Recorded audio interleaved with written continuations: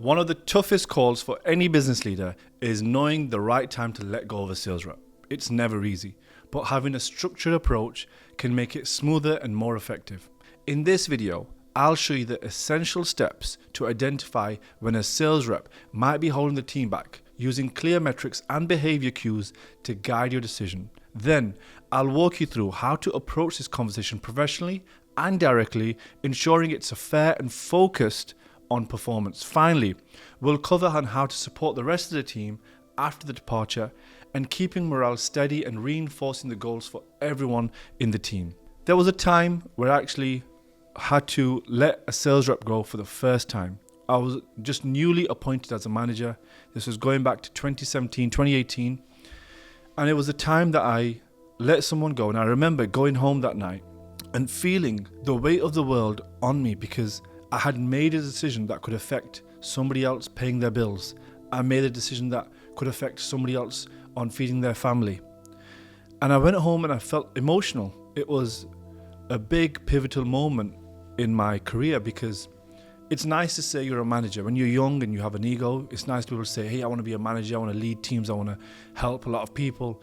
But then when you actually have to fire someone and then you see them before you fire them, look at you in your eyes and they know it's coming and you know you're about to say it, and there's that moment where you're going to say, I'm going to have to let you go, or it's not working out, and you can see it right then and then that they've got that massive element of shame. No one wants to be known as they've just lost their job, and it's a very heavy burden to carry as a manager, as a leader, when you're delivering this news. And when I had to deliver this to a sales rep back in going back 5 or 6 years, I remember just it was a big moment. And I went to a mentor at the time and I sat with him. Before I let this person go, he actually said to me, it's your first time you're letting someone go. You think you won't bother you, but it will. And when it does, come to me and tell me about it.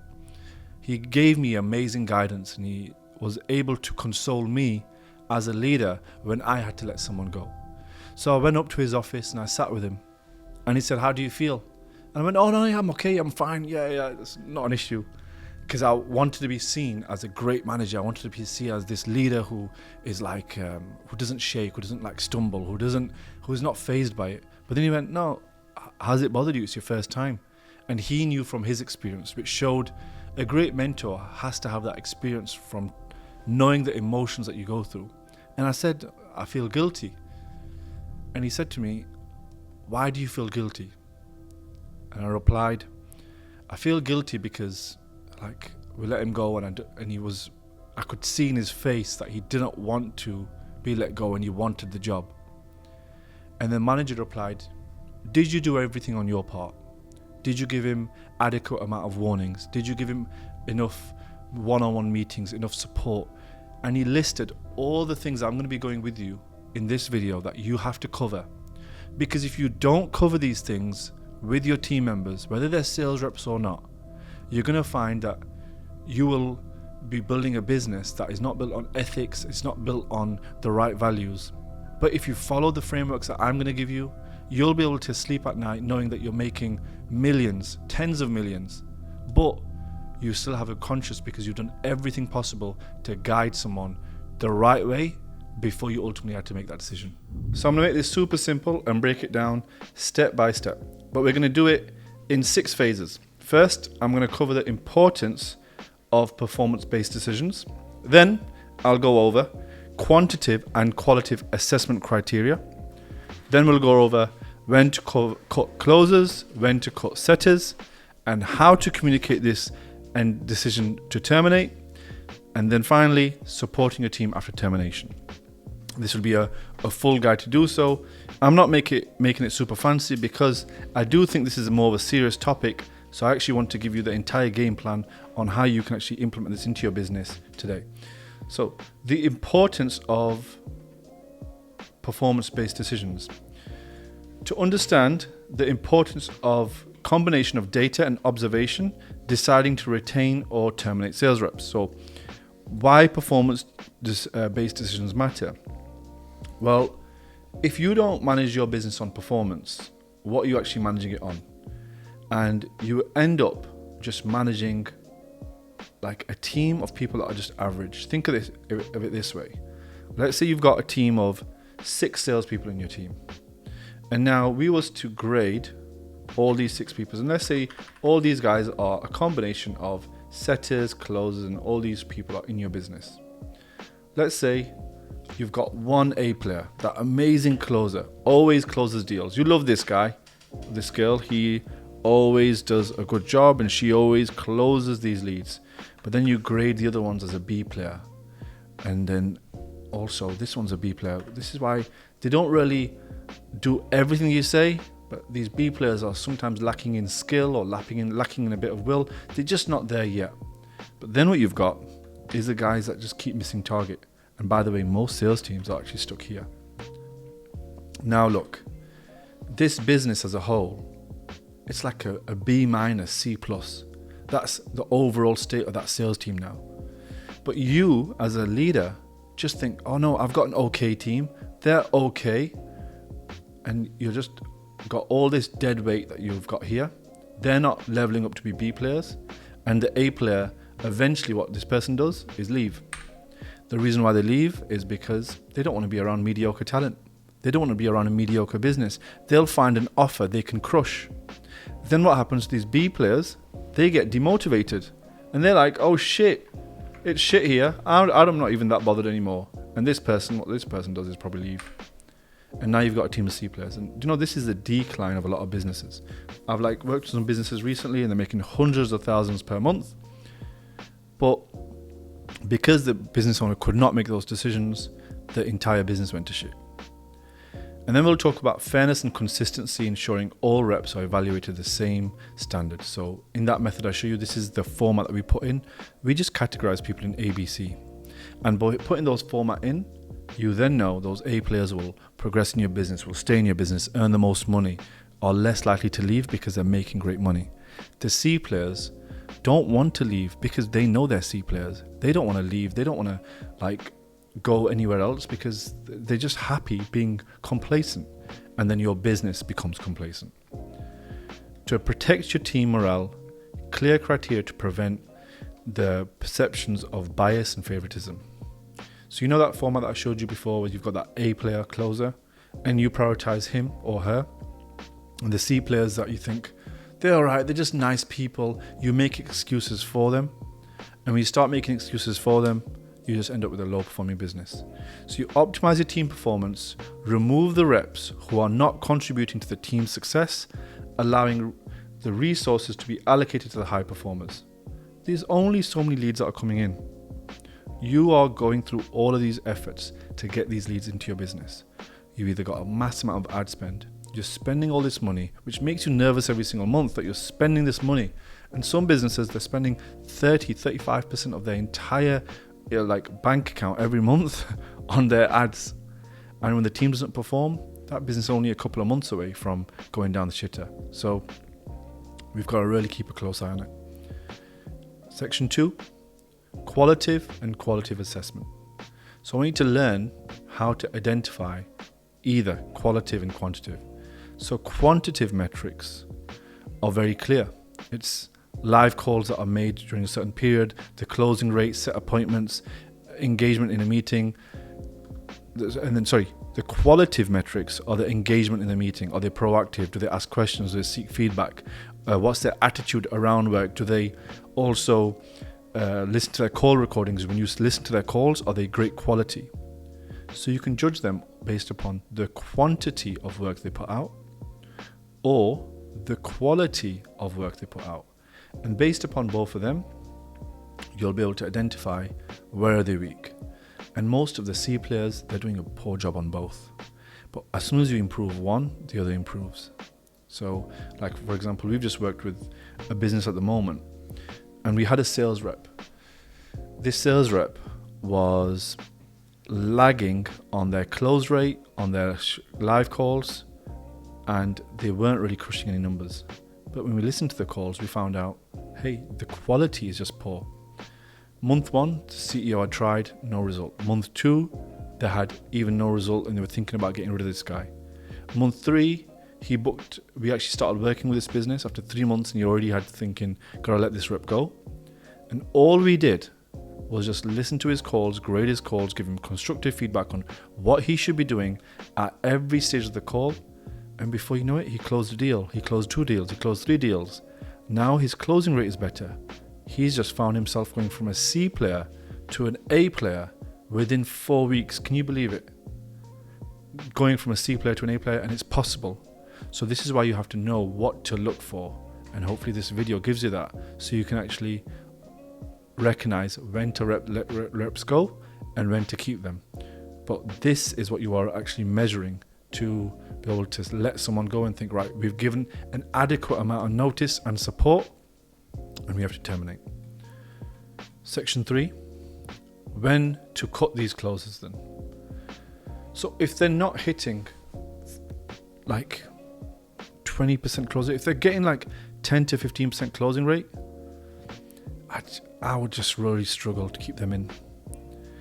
If they're not even able to close at a percentage where you think, right, he has had enough calls, up to 50 calls even. I'll change this to, let's say 50 calls. They've had 50 calls. They've had live calls, connected, they've spoken to those people, and still no luck, then it's probably going to be time to start having that conversation and start giving more support first, and then eventually letting them go. But consider, have you done enough on your side?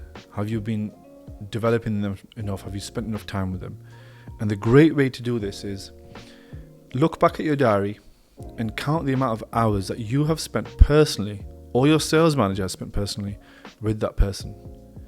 If you've spent enough time where you think, right, we have spent enough time for that person, there's weeks where you've spent 3 or 4 hours with them, there's enough that you've given them in support, then you know that you're making the right decision. So you won't feel as though you've done something bad.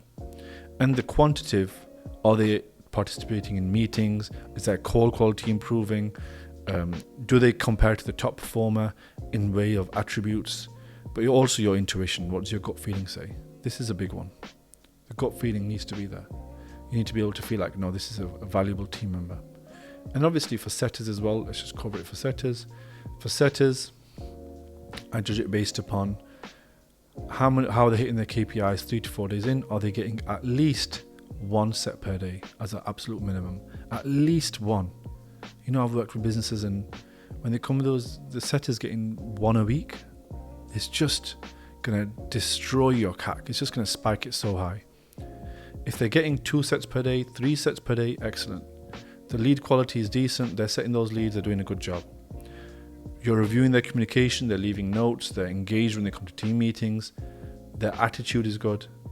You know, if these things are lacking, and they've been lacking now for 2 months, you got to start having those conversations.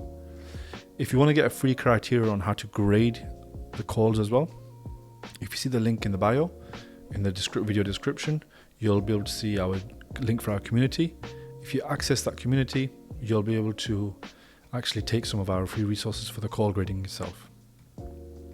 Number 5, how to communicate the decision to terminate. So this is the big one. This is what you've come for.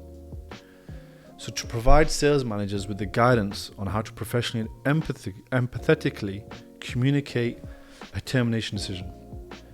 The big word here is empathy. Empathy is you understanding how they feel. Empathy is you actually knowing what your actions will result in.